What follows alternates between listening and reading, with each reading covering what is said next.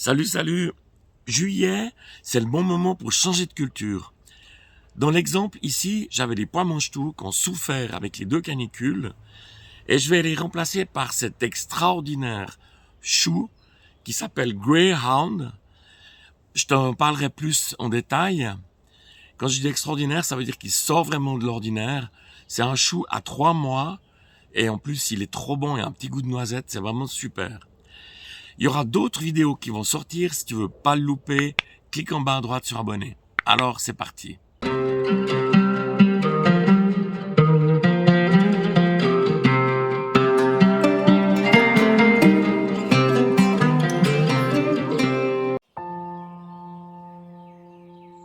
Ce chou Greyhound, c'est un chou qui nous vient d'Angleterre.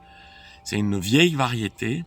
Et c'est donc mes amis youtubeurs, donc de l'art du fait maison, qui m'ont envoyé des graines. Je vais juste contrôler que ce soit juste dans le bon sens. C'est ça que je vais mettre à raison de 2 graines.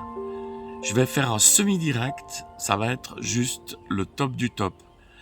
Donc ces choux, on va contrôler le nombre de jours par rapport au semis, mais il est hyper rapide et il prend pas trop de place aussi, donc c'est un chou pointu qui monte et on va vraiment faire un retour sur cette variété. Le chou Greyhound se consomme soit cru en salade, c'est délicieux, petit goût de noisette, soit cuit, soit c'est très bon au choucroute, donc vraiment ça ouvre toutes les portes. Alors j'adore les pois mange-tout, c'est vraiment une culture de printemps, mais malheureusement ils ont vraiment souffert avec ces 2 canicules. Et tu vois, c'est là que je vais mettre mes choux. J'avais déjà fait les trous ici qui sont prévus pour les antilimaces.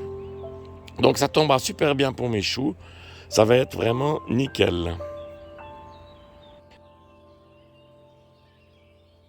J'entends déjà les critiques. Les limaces au mois de juillet, c'est fini, il n'y en a plus. Regarde, j'ai planté mes kohlrabi ici. J'avais beau mettre un tout petit peu de phosphate de fer, qui je rappelle est autorisé en agriculture bio. Et regarde, je me suis fait déglinguer mes kohlrabi. Donc des limaces et des escargots, il y en a toujours. Et là, si tu veux, dans la culture, donc dans ce que je vais faire, c'est vraiment quand il y a la sortie du semis, c'est là qu'il est le plus fragile et c'est ça que les limaces, elles aiment. La toute première chose, donc je viens placer mes antilimaces.